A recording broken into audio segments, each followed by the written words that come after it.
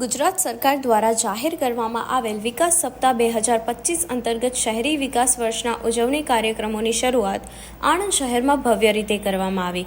કાર્યક્રમનો આરંભ આજ રોજ સવારે 8:30 કલાકે ધીરજલાલ જી શાહ ટાઉન હોલ આણંદ ખાતે થયો હતો। કાર્યક્રમના અધ્યક્ષ તરીકે ગુજરાત વિધાનસભા નાયબ મુખ્ય દંડક રમણભાઈ સોલંકી ઉપસ્થિત રહ્યા હતા। ધારાસભ્ય યોગેશભાઈ પટેલ પણ ઉપસ્થિત રહ્યા હતા। આ અવસર પર આણંદ મહાનગરપાલિકા દ્વારા વિવિધ વિકાસ કાર્યના ખાતમુહૂર્ત, ચેક વિતરણ તથા ફાયર વિભાગના નવા સાધનોનું લોકાર્પણ કરવામાં આવ્યું હતું।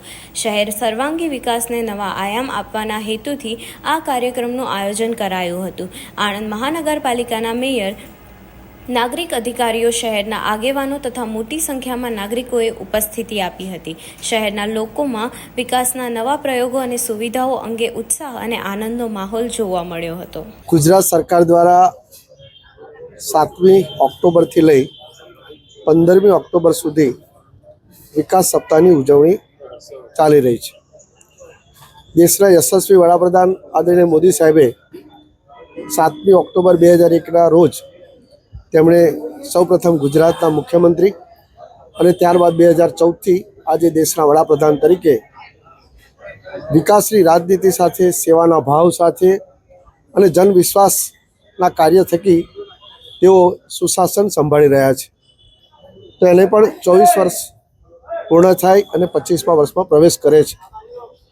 તો મોદી સાહેબની જે વિકાસની રાજનીતિ છે એને જન સુધી પહોંચાડવા માટે આજે આણંદ મહાનગરપાલિકા દ્વારા પણ લગભગ 1,62,00,000ના વિવિધ 4 રસ્તાઓનું ખાતમુહૂર્ત છે।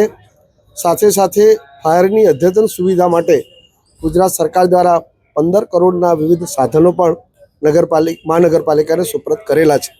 તો કરમસદ મહાનગરપાલિકામાં લોકોની સુખાકારી વધે અને આવનારા સમયની અંદર જ્યાં વિકાસની રાજનીતિ સતત ચાલુ રહે એ દિશાનો આ સૌથી પહેલો આ કાર્યક્રમ છે। આજે સમગ્ર દેશમાં, સમગ્ર રાજ્યમાં દરેક શહેરમાં જે વિસ્તારની લોકોના જન સુખાકારીના કાર્યોના ખાતમુહૂર્ત છે, ક્યાંક લોકાર્પણ છે। તો આજના આ કરમસદ અને આણંદ મહાનગરપાલિકાના આ કાર્યક્રમમાં પણ મને ઉપસ્થિત રહેવાનો અવસર મળ્યો છે। આભાર।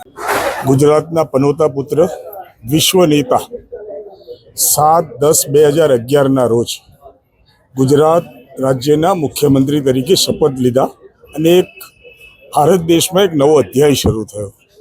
7/10/2025ના રોજ તેમના શાસનના 25મા વર્ષમાં જ્યારે પ્રવેશ થઈ રહ્યો છે ત્યારે ગુજરાતના મૃદુ ને મક્કમ મુખ્યમંત્રીશ્રીના યશસ્વી કાર્યની પ્રશંસા કરતા હોવા તેમના વિકાસ પર્વ ઉજવણી કરવાનું નક્કી કર્યું।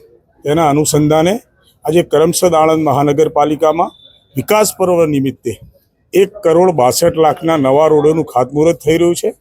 અને જ્યારે કરમસદ આણંદ શહેર ગુજરાતના 5મા ક્રમે વિકસી રહ્યું હોય ત્યારે સ્વાભાવિક છે કે અહીં આગળ આર્થિક, સામાજિક રીતે પણ જે રીતના નવા બિલ્ડિંગો બંધાઈ રહ્યા છે, નવી ફેસિલિટી વધી રહી છે, તે રીતના ફાયરની પણ જરૂર પડે અને એવો કોઈ અનિચ્છનીય બનાવ ન બને એના માટે રાજ્ય સરકાર ખૂબ સંવેદનશીલ છે અને 15 કરોડ રૂપિયાના માતબર ખર્ચે ફાયરના સાધનો આપવાનો ગુજરાત સરકારે નિર્ણય કર્યો છે।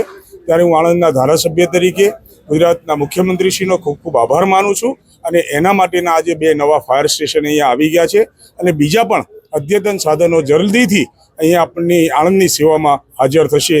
આ પર્વ ઉપર સૌને હું આણંદ નગરજનોને શુભકામનાઓ પાઠવું છું।